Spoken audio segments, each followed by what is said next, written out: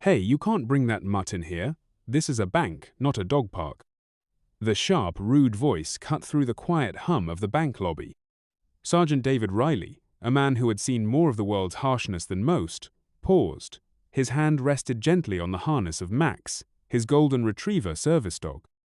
Max, ever calm, sat patiently by his side, his big brown eyes looking up at David. David was in his late 60s. His hair was more silver than brown now, and lines of past worries and old smiles were etched around his eyes. He wore simple, clean clothes, a plain shirt, comfortable trousers. He looked like any other older gentleman out for a weekday errand. He had come to the City Central Bank to deposit a small check. It was part of his pension, money he relied on for his quiet life, for Max's food, for the simple things. Max was not just a pet. The dog wore a clearly marked service animal vest.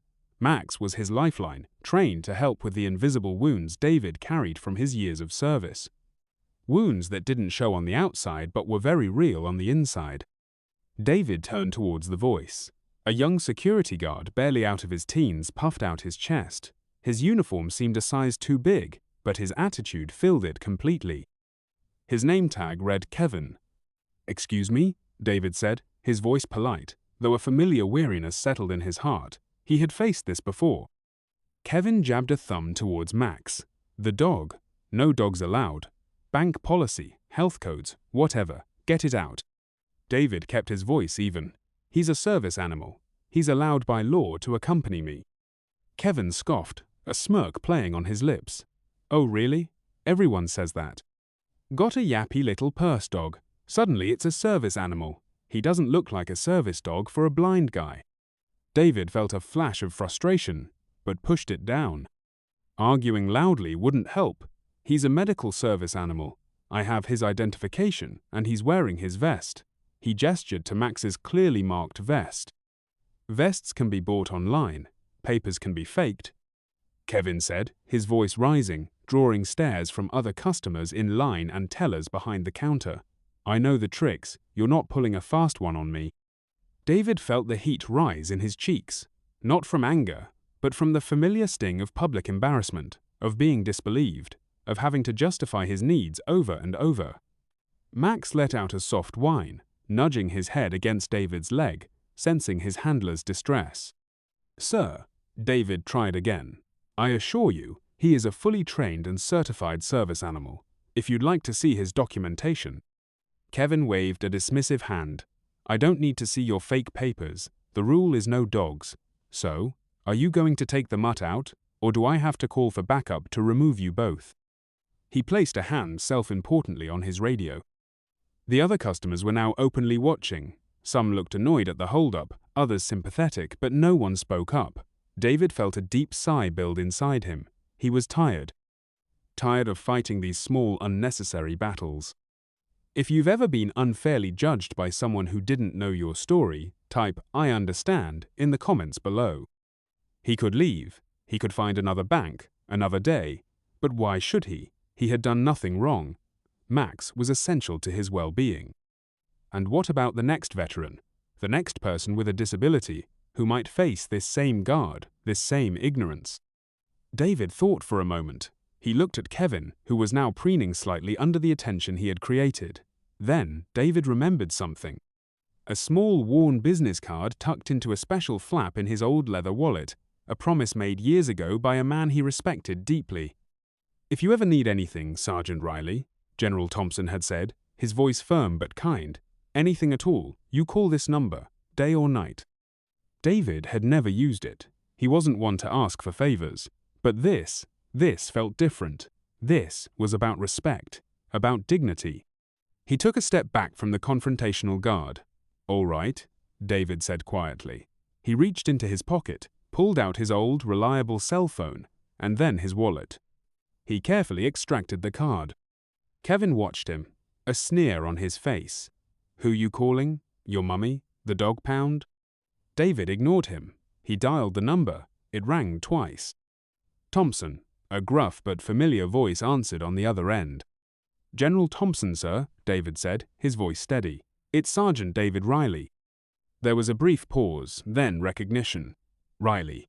Good to hear your voice, son. It's been too long. Is everything all right? I'm at the downtown branch of City Central Bank, sir, David explained calmly. I'm trying to make a deposit, but the security guard here won't allow my service animal, Max, inside. He's being rather insistent. He kept his description factual, without unnecessary emotion. General Thompson was silent for a moment. David could almost hear the gears turning in that sharp military mind. City Central, downtown branch, you say? Stay right there, Sergeant. I'll make a call. This won't take long. Thank you, General, David said. Don't thank me yet, Riley. Just hold tight. The line clicked off. David put his phone away. The whole call had taken less than a minute. He stood quietly near the entrance, Max now lying patiently at his feet, a perfect example of a well-trained service animal. Kevin strolled over, arms crossed. So, did your big important friend tell you the rules don't apply to you? He laughed, a short, barking sound. You're wasting your time, old man. David didn't reply. He just waited. The bank's clock ticked. 1 minute, 2 minutes. Other customers were being served, but the atmosphere was tense. Some tellers kept glancing nervously towards David and Kevin. 3 minutes. Kevin was starting to look a little less confident, perhaps wondering if the old man had actually called someone. But who could he possibly know? 4 minutes. Suddenly, the main glass doors of the bank swung open with unusual force. A woman in a smart business suit, her face etched with concern and hurry, rushed in. This was Ms. Evans, the branch manager. She was usually in her office, not on the bank floor looking flustered. Where is he? Where is Sergeant Riley? She asked urgently, her eyes scanning the lobby. Right behind her, looking even more agitated, was a stern-faced man in an expensive suit. This was Mr. Harrison, the regional manager, who, by sheer coincidence, had been upstairs in a meeting. His phone was pressed to his ear, and his expression was one of growing alarm. Kevin, the security guard, saw them.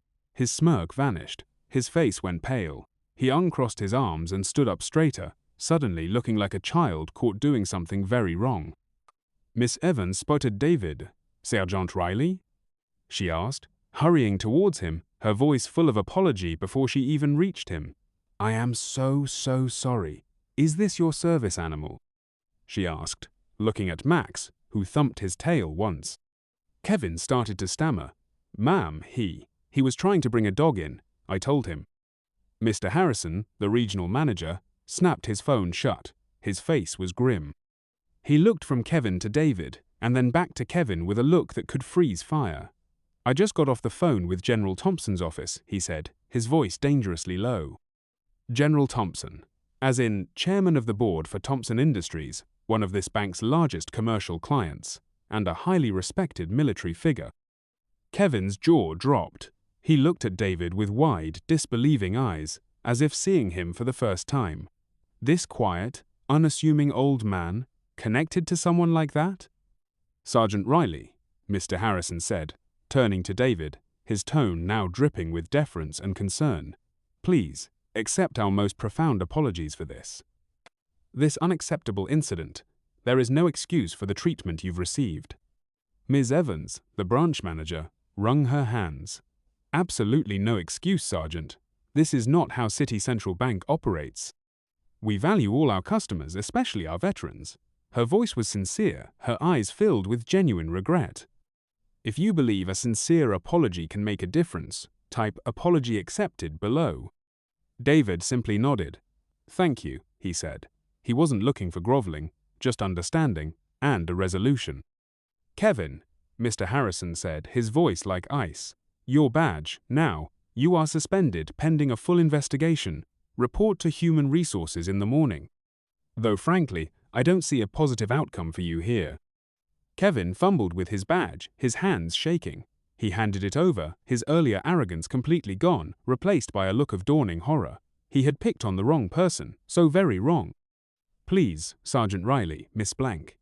Evans said, gesturing towards the teller line.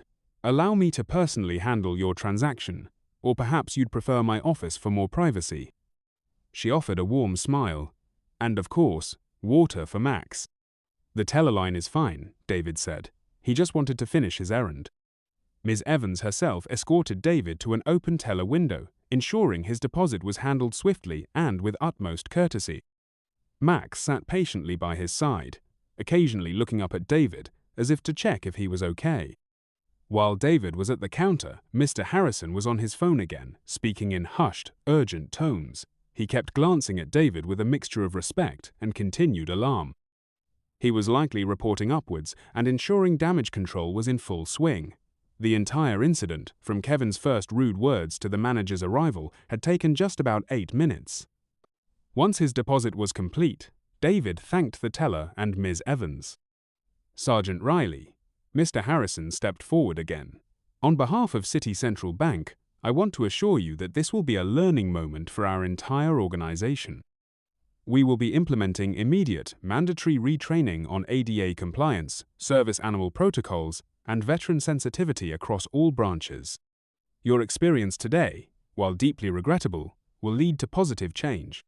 He paused. In fact, if you were ever willing, we would be honored to have you consult with us on how to better serve our veteran community. David considered it for a moment. Perhaps, he said, the most important thing is that this doesn't happen to anyone else. He gave a small nod, then turned to leave, Max trotting happily beside him. The other customers in the bank watched them go, a new understanding in their eyes.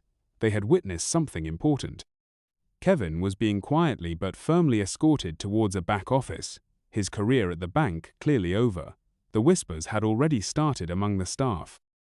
As David stepped out into the sunshine, he took a deep breath. He hadn't sought a confrontation, but he hadn't backed down from one when it concerned a principal. Max nudged his hand, and David gave the loyal dog an affectionate pat. The story of Sergeant Riley and his service dog Max did become known within City Central Bank. True to Mr. Harrison's word, new training programs were rolled out. Posters appeared in bank lobbies emphasizing their commitment to welcoming service animals and respecting veterans. It was a small change, born from an ugly incident, but a positive change nonetheless. David Riley never boasted about what happened. He went back to his quiet life. He still took Max everywhere, and while he sometimes encountered ignorance, he also found more understanding, more often than not. He knew that one person, standing firm but calm, could make a difference. True heroes often don't wear capes or seek applause. Sometimes they're quiet individuals who, when tested, show their deep strength and inspire change just by being themselves. They remind us that respect isn't just given, it's earned, but it should be offered to everyone. What did you think of Kevin's behavior? Let us know in the comments. And if you believe that every veteran and every service animal deserves our utmost respect, please subscribe to our channel for more stories that uplift and inspire. Remember, a little bit of kindness and understanding can go a very long way.